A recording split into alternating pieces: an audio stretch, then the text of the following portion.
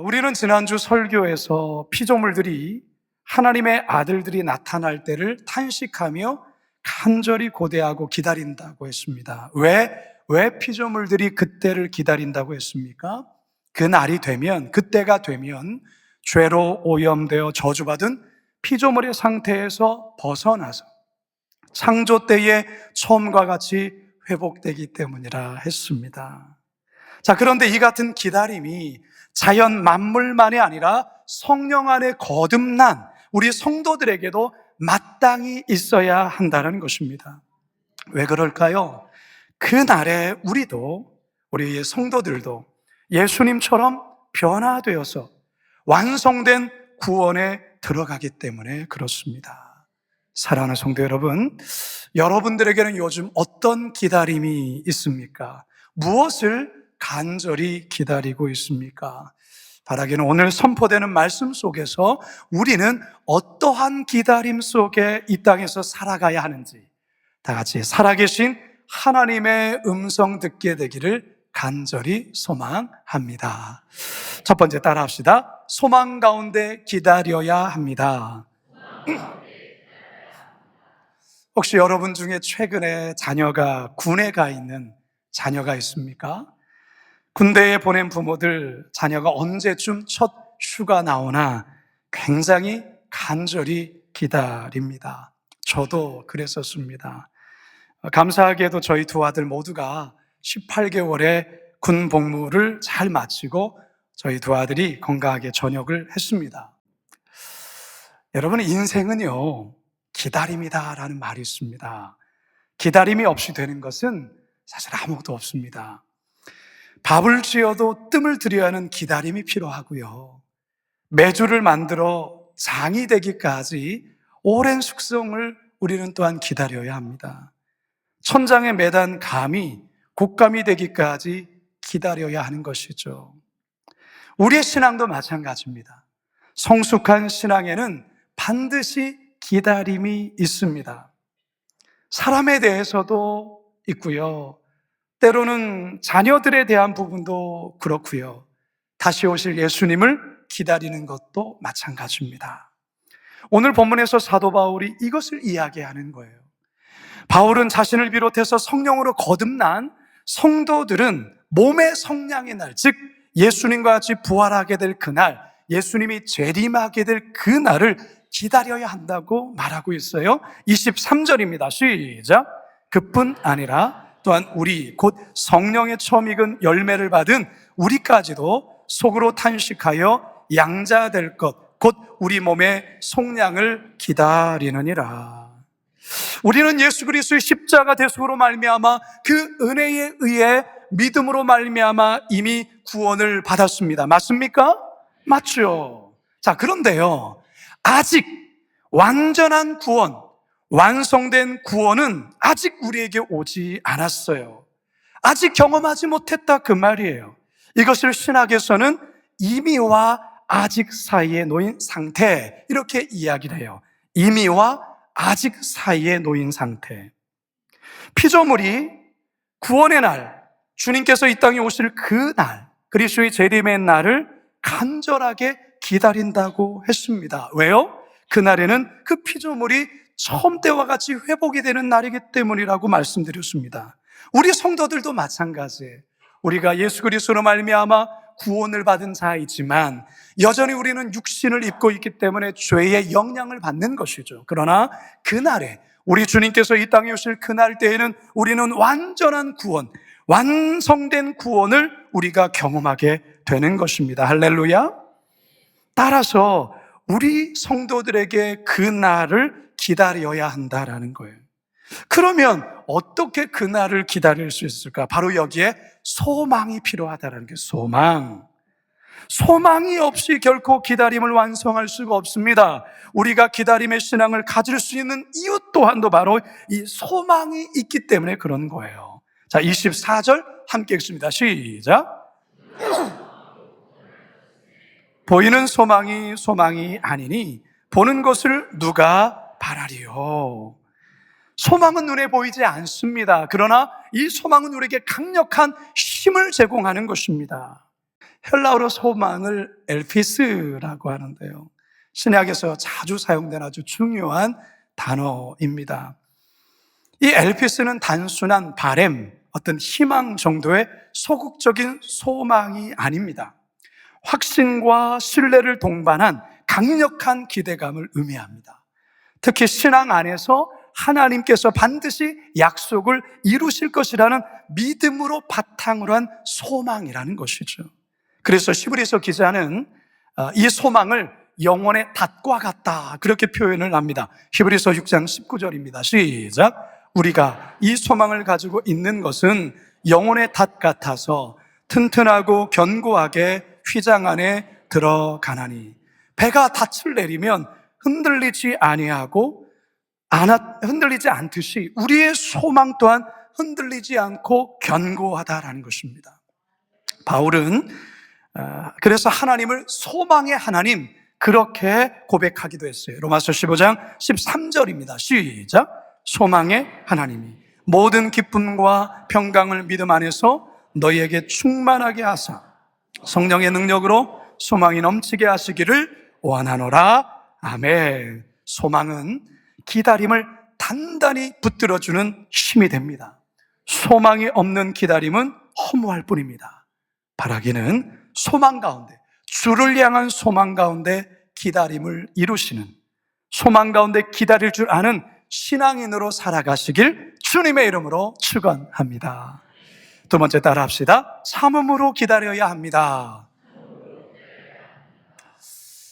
저희 아버지는 저를 40에 낳으셨습니다. 40의 나이에 저를 낳으셨는데, 늦게 낳으셔서 그런지 모르겠지만 저를 참 많이 이뻐해 주셨어요. 사랑해 주셨죠. 늘 이렇게 돌을 깨는 힘든 노동을 하셨는데요. 주말이 되면 저하고 저희 바로 위에 형님, 저보다 3살 위에 형님이 계시는데, 저랑 그 형을 데리고 항상 목욕탕을 데리고 가셨어요. 그 동네 목욕탕.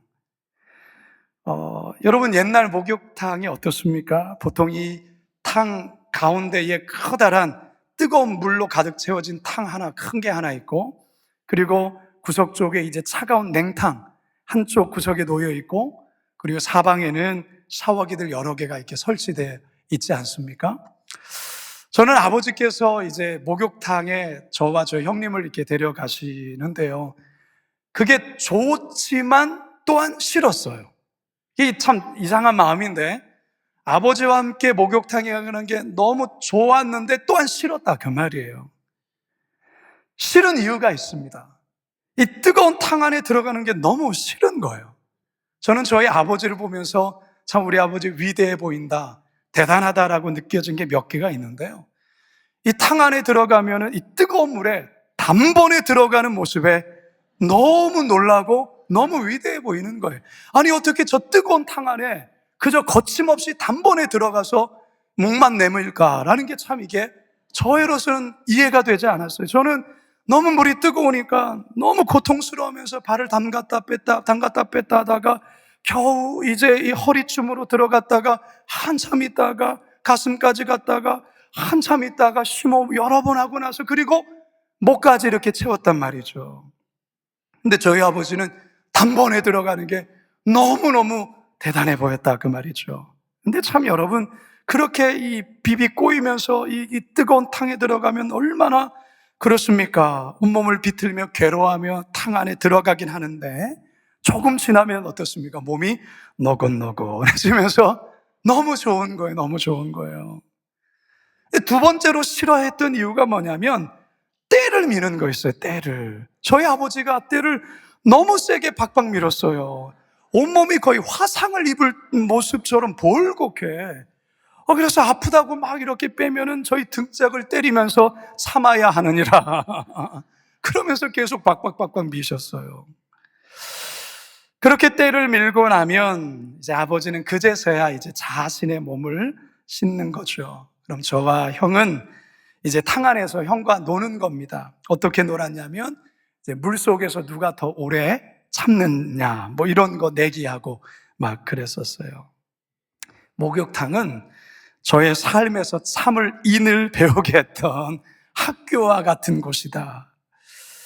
빨대를 꼽고 우유를 쪽쪽 빨아 마시면서 때를 벗긴 그 상쾌한 기분에 행복한 미소를 지으며 집으로 왔던 아름다운 추억이 있습니다.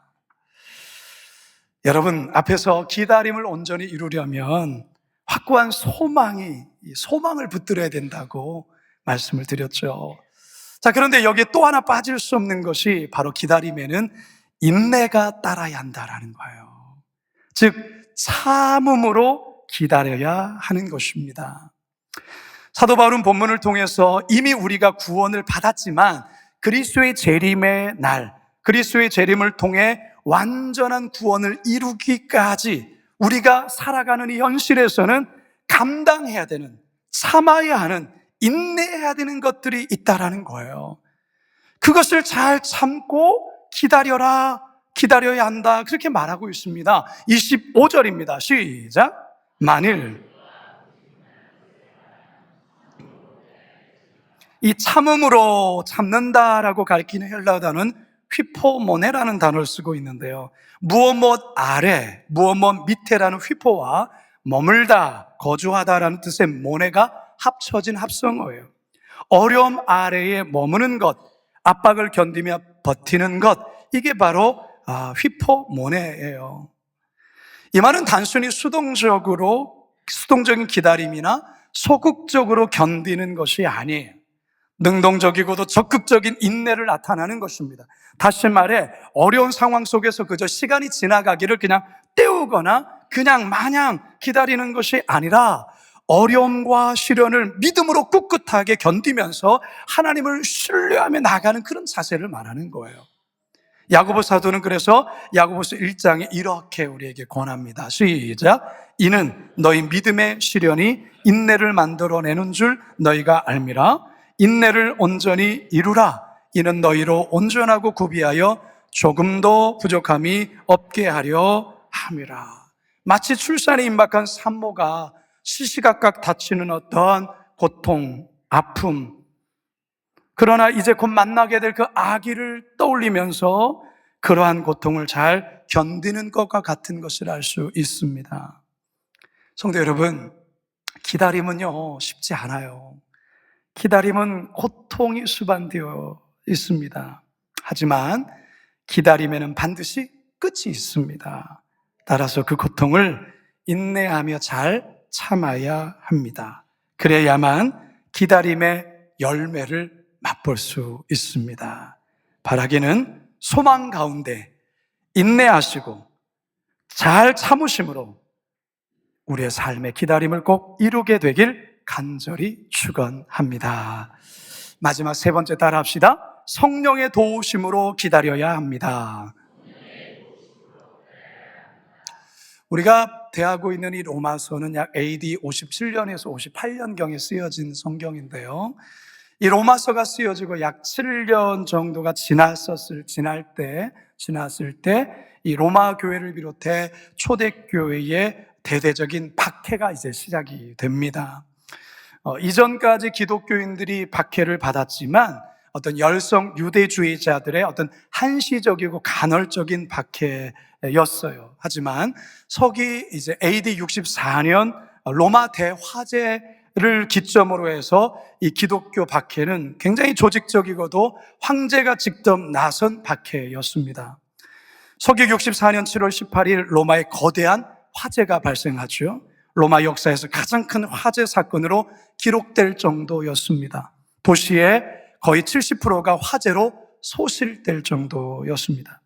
로마의 역사학자인 타키투스는 네로가 로마에 불을 질렀다는 이 의혹을 받게 되자 이를 무마하기 위해서 이 책임을 기독교인들에게 전가했다고 그는 기록을 하는데요. 그 결과 기독교인들에 대한 엄청난 박해가 시작되었습니다. 네로 왕자는 기독교인들을 공개적으로 처형했는데 불에 태워 죽이거나 굶주린 맹수의 먹이로 던져 죽였어요. 자, 이러한 극심한 박해 속에서 그리스도인들은 죽음을 두려워하지 않고 강한 신앙으로 순교의 자리까지 나아갑니다. 초대교회 성도들에게 어떻게 이런 담대함이 있었는가? 그게 어떻게 가능했을까? 거기에는 바로 이들 안에는 종말신앙, 재림신앙이 있었기 때문에 그렇습니다. 여러분, 마라나타, 마라나타가 무슨 뜻입니까? 주 예수여 오시옵소서. 초대교회 성도들 안에는 박해와 현실적인 어려움 속에서도 마라나타, 주 예수여 오시옵소서. 우리 조금만 인내합시다. 조금만 참읍시다. 우리 이후에 주님 오시면 이 모든 환란이 지나서 우리는 왕같은 제사장으로 섬기게 될 것입니다 라는 말로 서로를 격려하고 인내하고 참았다라는 것이죠. 자, 그런데 그렇게 어려움 중에서 소망 가운데 인내하며 기다렸는데 예수님이 안 오시는 거예요. 아무리 기다려도 예수님이 안 와요. 현실에서의 박해는 계속돼요. 그래서 성도들 마음속에는 좀 요동하기 시작했어요. 아무런 변화가 일어나지 않으니까 한 사람, 두 사람 기독교 신앙을 버리고 떠나기 시작했습니다. 여러분, 소망을 가지고 인내하며 기다렸지만 응답이 더디면 사실 마음이 흔들립니다. 지금까지 잘 붙들었던 소망마저 흔들리고 하나님에 대한 신뢰에 금이 가기 시작하는 것이죠. 그렇기 때문에 여러분, 우리가 소망을 붙잡고 인내하며 기다리지만 사람의 의지만으로는 그 기다림을 온전히 이룰 수가 없습니다. 바로 여기에 성령의 도우심이 필요하다 그 말이에요. 성령님은 우리의 연약함을 아십니다. 우리가 완전치 못한 것을 아세요. 그래서 말할 수 없는 탄식으로 우리의 연약함을 위하여 간구하시고 그리고 우리를 실제로 도와주신다라는 거예요. 26절 함께 읽습니다. 시작. 이와 같이 성령도 우리의 연약함을 도우시나니 우리는 마땅히 기도할 바를 알지 못하나 오직 성령이 말할 수 없는 탄식으로 우리를 위하여 친히 간구하시느니라. 아멘. 성령을 보혜사 이렇게 말하거든요. 보혜사. 이 보혜사라는 말은 파라클레토스라는 헬라어를 번역한 거예요. 파라, 곁에서라는 의미고 클레토스, 붙들다, 일으키다, 붙잡아준다라는 뜻이에요. 보혜사라는 뜻은 곁에서 붙잡아 일으켜준다, 그런 자, 그런 분이라는 뜻이에요. 그래서 이 말을 때로는 중보자, 조언자, 위로자, 상담가, 돕는 자라고 번역을 합니다. 성령께서 우리의 연약함을 도우신다라는 거예요. 기도조차 할 수 없을 때, 한 발자국도 발을 내딛을 수 없을 때, 그러할 때 성령께서 곁에서 넘어져 있고 불쑥 주저앉은 우리들을 다시금 일으켜 세워서 걸을 수 있도록 도와주신다라는 것이죠. 궁극적으로 우리가 이 기다림의 신앙을 완성하려면, 이루려면 성령님을 절대적으로 의지해야 합니다. 성령님의 도심을 적극적으로 받아야 된다라는 것입니다. 그래야 기다릴 줄 아는 신앙인이 될 수 있어요.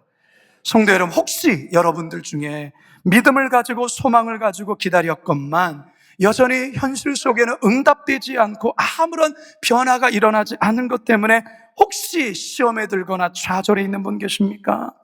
이제는 기도조차 잘 나오지 않고 그저 한숨만 내쉬며 눈물 흘리시는 성도님 계신가요? 우리 성령님이 그런 우리를 아십니다. 성령님은 그런 여러분을 대신해서 오늘도 지금도 하나님께 탄식하며 간구하십니다. 따라서 성도 여러분, 이 성령의 도우심을 이 시간 우리 모두가 입어야 합니다. 시간, 순간순간, 매 순간마다 성령님의 도우심을 우리는 받아야 합니다. 어떻게 받을 수 있을까요? 성령님께 도와주세요. 성령님 날 붙들어 주세요. 성령님 나의 힘으로는 도무지 현실을 이겨나갈 수 있는 힘이 없습니다. 성령님 나에게 임재하여 주십시오. 그렇게 우리가 주님께 도움을 요청해야 되는 거예요. 요즘 수요 예배 끝날 때마다 우리 성도들과 자주 부르는 찬양이 바로 이 찬양입니다. 성령님 인정합니다. 환영합니다. 지금 내 안에 오소서. 성령님 인정합니다. 환영합니다. 지금 내 안에 오소서. 오소서. 오셔서 갈급한 내 영 채워주소서. 지금 내 안에 오소서. 한 번 더 고백합시다. 성령님, 성령님 인정합니다. 환영합니다. 환영합니다. 지금 내 안에 오소서. 성령님 인정합니다. 환영합니다. 환영합니다. 지금 내 안에 오셔서 갈급한 내 영 채워주소서. 지금 내 안에 오소서. 성령님의 절대적인 도움이 우리는 필요해요. 순간순간 구하시기를 바랍니다. 성도 여러분, 우리의 신앙이 처음도 중요하고 과정도 중요하지만 더 중요한 것은 끝이 제일 중요합니다.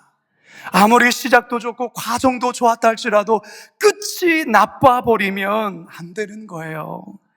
믿음도 끝이 중요합니다. 그래서 끝까지 인내하고 기다려야 한다는 것이죠. 그렇게 기다리는 자만이 기다림의 열매를 누릴 수가 있습니다.